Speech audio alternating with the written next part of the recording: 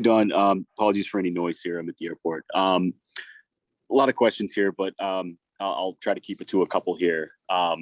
One, there was no mention in the press release of if Mitchell had apologized to the family or the victim involved in his bullying incident. Has he done so? Actually, Matt, it was acknowledged in the press release that that Mitchell has apologized to the young man, and he's on record as having done that.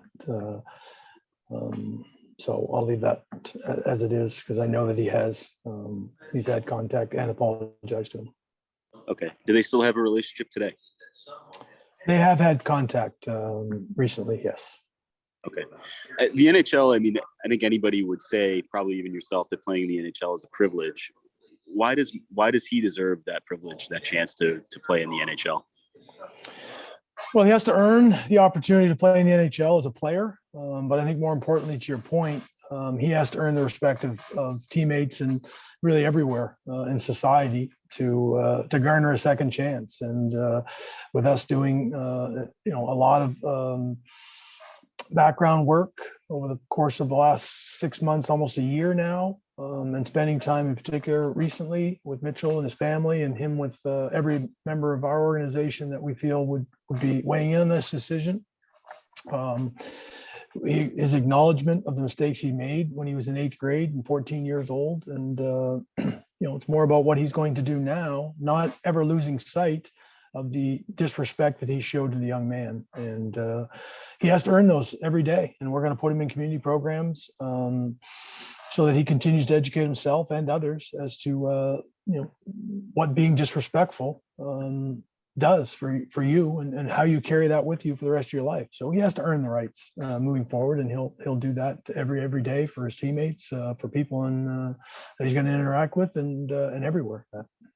Could you be more specific about the community programs that he's going to be involved in and the process of whatever teaching has to be done and earning that respect?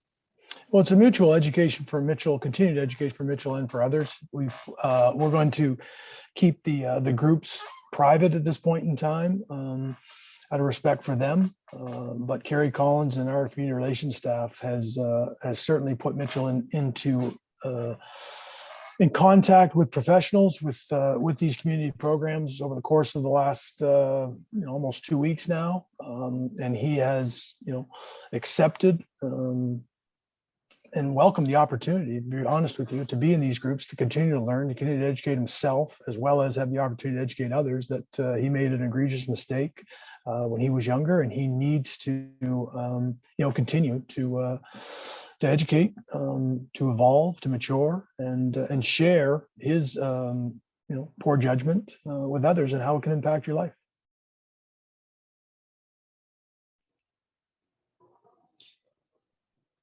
Just two more quick ones here, Don, and thanks for doing this. When did you first have contact with him? When did this process start for the Bruins? Well, Matt, it dates back obviously to the pre-draft of when he was drafted, and us doing our own background work that he was not on our draft list. We did not have enough information. Our scouts and people evaluated him as a hockey player and knew about the incidents, but just didn't feel comfortable, with the knowledge that we have today, and really where Mitchell has come since those days. So it's been a long process. I think in the past year and a half, when it was first brought to light that he was going to try and advocate and build himself back up to look for an opportunity, we were still not in a position to entertain it. And our response to his representatives were, Mitchell should spend however time it's going to take and initiate his own programs to learn, to educate himself, and to continue on a path towards understanding what respecting others are. And a year from that, removed from that, I think he has done a lot of those things, and that's where we started to try to dive in to get to know Mitchell and his family and the situation a little deeper.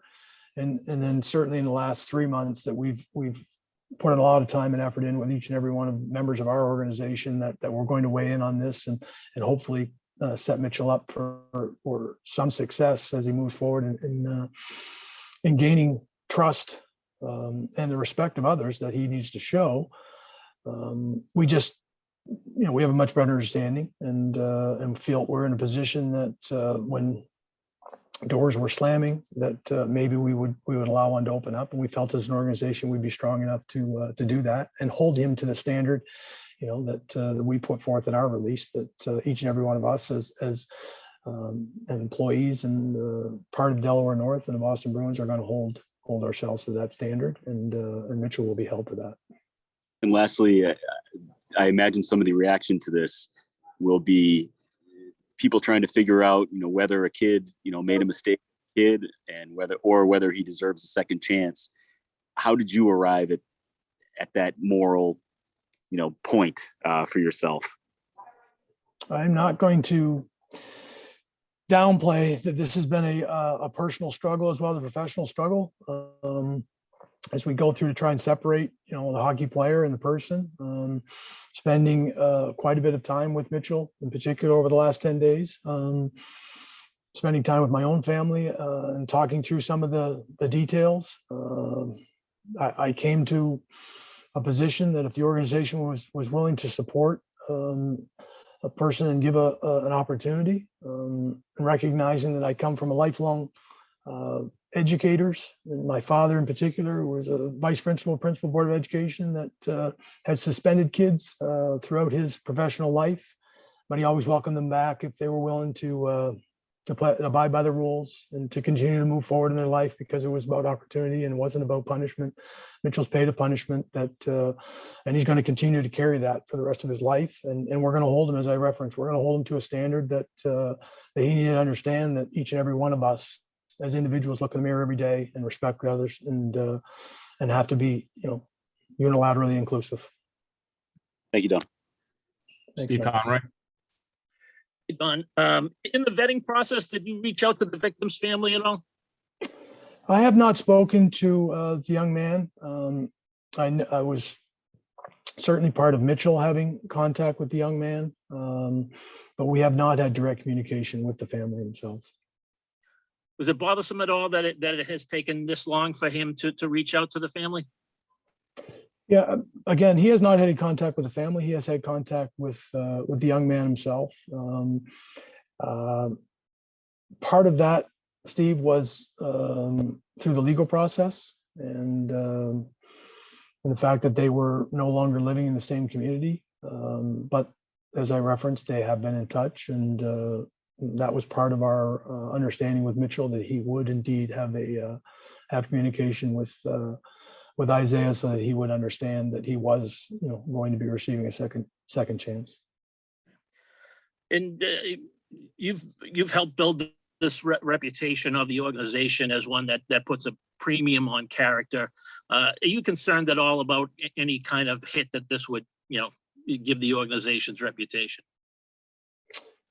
Yeah, I have, and as I referenced earlier, personally, this has been a struggle as to what is right and what is wrong, and I can't, categorically tell you this is the absolute right decision.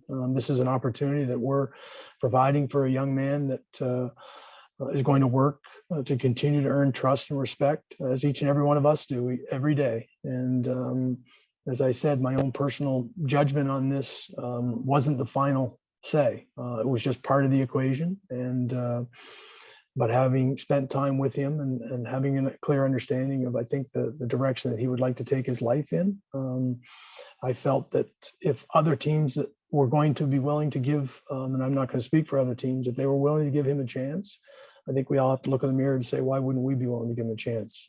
I've also come to the understanding that I don't think forgiveness is part of this, because if it had happened to one of my own children, I can't categorically say that I would have. But I also would applaud somebody that if you're willing to welcome somebody back into for a second chance, then you got to walk that walk. Thanks, Don. Thanks, Steve. Scott McLaughlin, go ahead. Just to clarify some of the timeline, was Mitchell reaching out to Isaiah? Is that something that happened recently, and was it at the Bruins' direction, or is that process already underway? That process was already underway. And then I know you didn't speak to Isaiah directly, but do you have a feel for how those conversations were received from his side? I have not asked for the personal feelings of how those conversations went. I was understanding that they've taken place, and that we are incredibly respectful of what this young man was put through, and we felt it was imperative that Mitchell spoke to him prior to even considering moving forward. Okay, thank you. Thank you. Fluto Shinzawa, go ahead.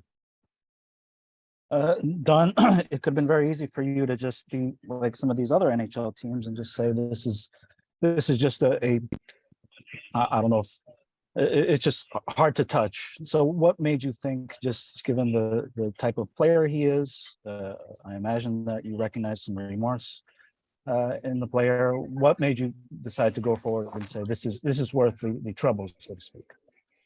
Well, you couldn't be more accurate in the sense that walking away would have been a much easier decision in this regard. A little less about hockey, as we all like to make our hockey decisions and what might be best for the organization.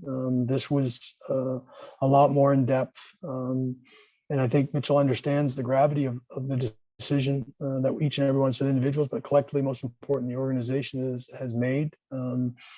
To allow him to move forward with his professional career and his personal development. And we're going to be, we're now going to support and push and stretch a young man that, at 14 years old in the 8th grade made a very immature, misguided, and irrepresentable, act.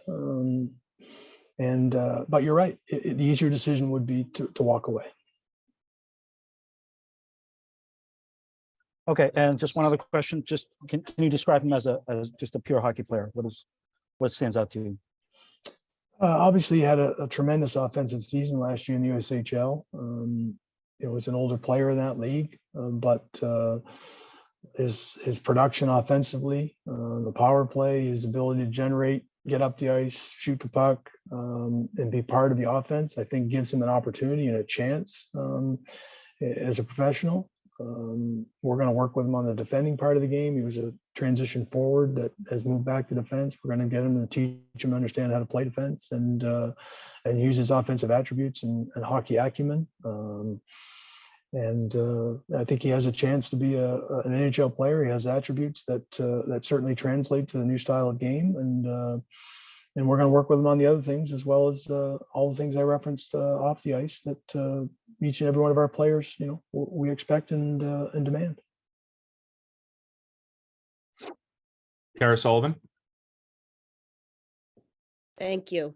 Don, I guess I'm having trouble sort of reconciling when you're doing the due diligence, how you could be so comfortable in sort of not getting what amounts to both sides of the story. Like, how do you feel comfortable moving forward without that ability, maybe, or just that willingness to get the victim's perspective on how they feel about this young man getting this opportunity? Tara, I respect your question. I think the sides of the story have been fairly well documented. Went through a court process, and Mitchell has gone through some of the demands of the court as a result of that, and what he has done since then to try and start his own rehabilitation and growth process. I think we have an understanding of the dynamic of the group that they were part of, and I would, I'd be fine if having a conversation with Isaiah subsequently to hear exactly how we feel. That we don't feel there's necessarily forgiveness involved in this. We feel that there's an opportunity for a young man to have a career as a result despite, I should say, a very misguided and immature decision back when he was in the 8th grade. And so I don't feel that it was necessary at this point in time to hear both sides of the story, albeit I think we take Isaiah's side that this event happened, and the culpability lies 100% with Mitchell, and he needs to live with that and work for the rest of his life to have a better understanding of what it means to respect people and live it. Thank you. And if I could just follow, then I know you spoke of, holding him to the standard, which you guys set and require. What can you tell us about how you even determine that? Are there specific parameters in place? Are there check-ins? Are there behavioral checks? Like, what can you just tell? How do you do that? How do you hold him to a standard or feel comfortable that he is in fact maintaining the standard you expect? That'll be an everyday occurrence for all of our players and how they involve themselves in the community. But Mitchell will be part of programs, as I referenced earlier, that are going to stretch him, that we would not put those demands on other players that haven't had the misgivings at this point in time in their lives. So as I said, we're going to hold him to a different standard in that regard, so that he continues to educate himself and others, and have a better awareness of how he might be able to impact younger kids that may be making the similar, ill-fated decisions to bully and have an incident follow them for the rest of their life. So we're gonna put him in the environments that it requires him to continue to educate himself and others. I so appreciate the follow-ups. Thank you. The last thing I guess I would ask, we put a lot of emphasis on the anti-bullying part, which I applaud. My sense from at least the reading I did that there was use of the N-word and some racial concerns as well. Is that a specific part of your concerns moving forward or education moving forward? Well, it has to be part of it from an inclusivity standpoint. It certainly has to be part of educational awareness. Again, nobody will ever condone that type of language and reference. I think the context that we have understood was in a group setting that some of these conversations took place. It's not been part of Mitchell's makeup and moving forward, and it won't be part of, obviously. And I told Mitchell this, and I stand by this. I might have been the person that picked him up at the airport when we arrived in Boston. I will be the first person to drive him to the airport if anything goes sideways. Thank you. Thank you. I believe this is Jimmy Murphy. Hey, Don. Jimmy? Hi. You spoke earlier, just obviously how difficult this decision was for you, both professionally and personally. I'm wondering, you don't have to get into names or details, but have you been in a situation like this before? Maybe you considered a player in a similar situation, and why it didn't go the way this one went? We've been in situations to make character determinations based on the knowledge that we have and what will fit into our Bruins organization, and we've shied away from some of those situations. We do try to do our absolute best to find out how people are going to fit, and in doing due diligence with Mitchell as a hockey player and a teammate, subsequently, we don't have reservations in that regard, and we're going to hold them to that. Our players that we've spoken to now are going to certainly hold them to that, like we do with everybody else. So Jimmy, from a hockey standpoint, we have tried to make those character assessments with the knowledge that we have. The draft, and when you're talking about kids that are much younger, I think there's less of a book, but you certainly try and talk to people that they've interacted with, that you'll give them and have an understanding of how they live. Whether that's a billet family and how they treat other siblings in the household, and what respect level they have for others. And those are just things that we try and do. It doesn't mean we're doing it better than anybody else. We're just trying to make sure that we do what we think is right and make right decisions based on the information we have. And this was as I referenced, both a professional and personal struggle, but organization that we feel that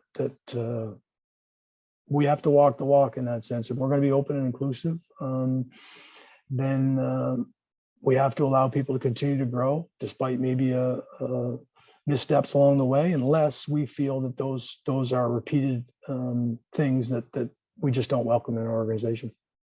And just one follow-up too, you mentioned there, you talked to people throughout the organization. I'm wondering how much you tried to get input or opinion from the leadership core that I know you guys value so much and take so much pride in. Yeah, you can be assured that our leadership group is aware of whether we were even considering this, and the same reaction for all of us have had, like Fluto asked correctly, like why would you necessarily invite this? And again, just trying to make decisions based on information that we have, and following up that people deserve, earn, second chances in life, as long as those misgivings are not repeated and they can evolve as people. And I think we all sit there and question maybe things we've done when we were younger that we could do better and learn from. And my mentors along the way have instilled in me to try and hold yourself to that standard, but also understand that people make mistakes. Thank you. Thanks, Jimmy. We'll go next to Mick Colagio and then wrap up with Matt Porter. Go ahead, Mick. Thanks, Brandon. Thanks, Don.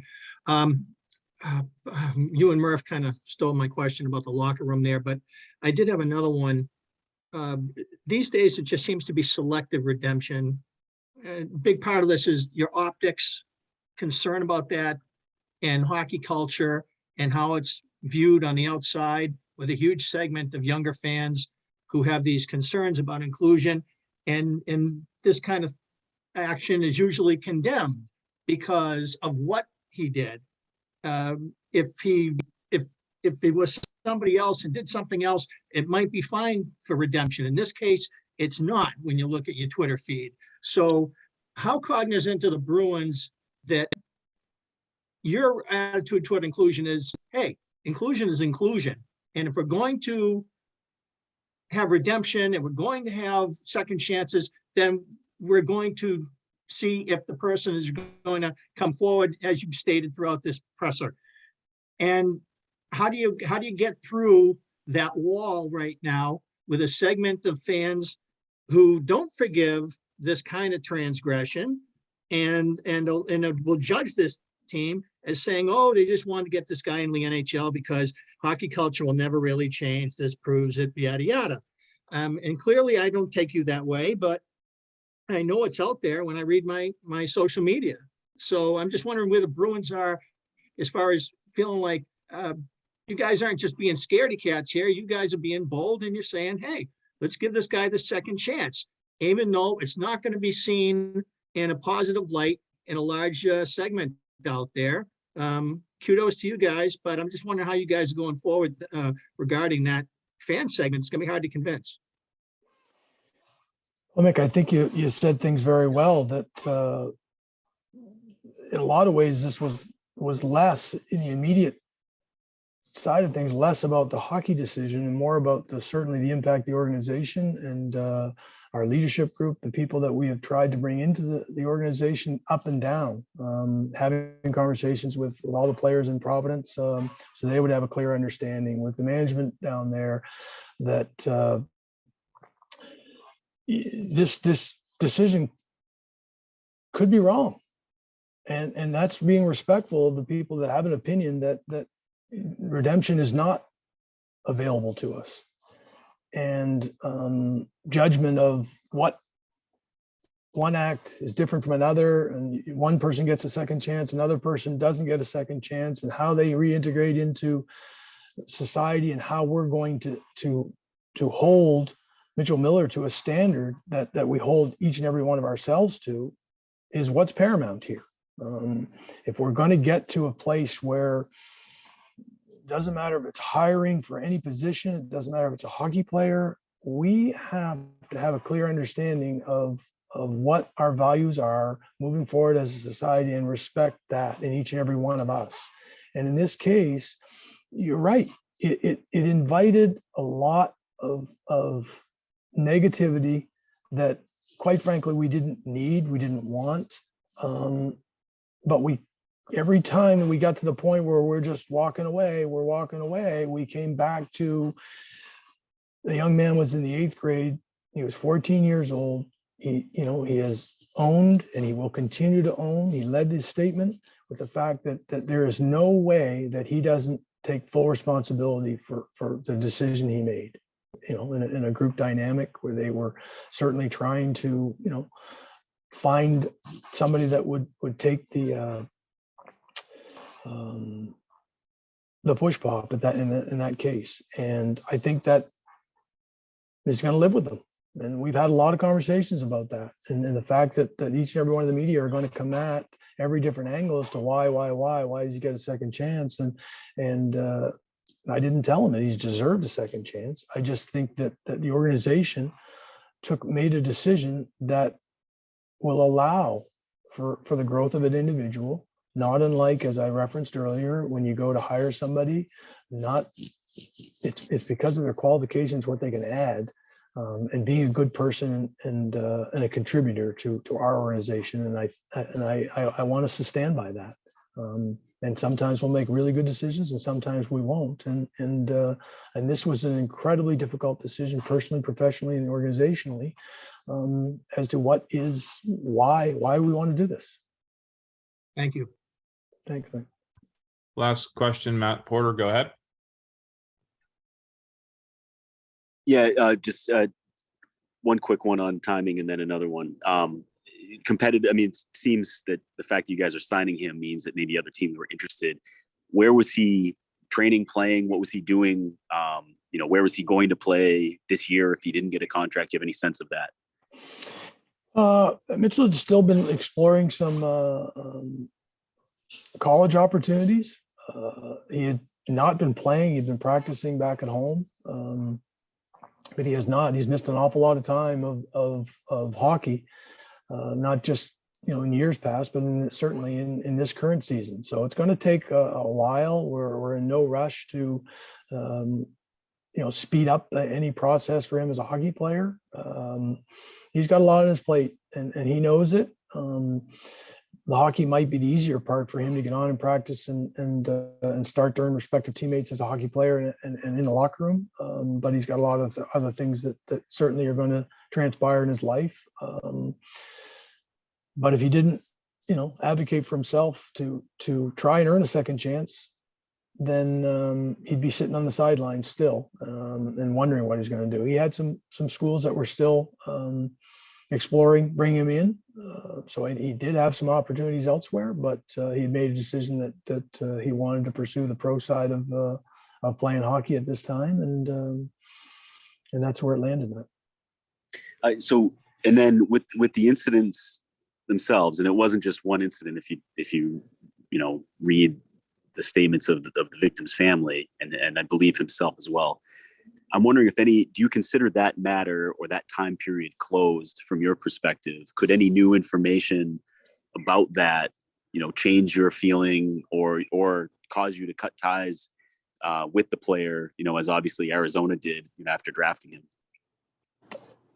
I mean, we're certainly aware of, again, we weren't there. So it's a matter of the details that have been shared with us, from multiple sources and feeling okay with that. This is what transpired and what he's done, since then, and what he's going to continue to do each and every day of his life, because he's going to wear this. And, again, this is not about forgiveness. This is about an understanding that he has a chance to continue to grow as a person and, educate himself and educate others as to what he has gone through and what he is going to continue to carry throughout. His personal life. And again, that we will hold him to a standard, Matt, that if he falls short, then, the opportunity with the Boston Bruins in this organization will no longer exist. And that would be that way with every player.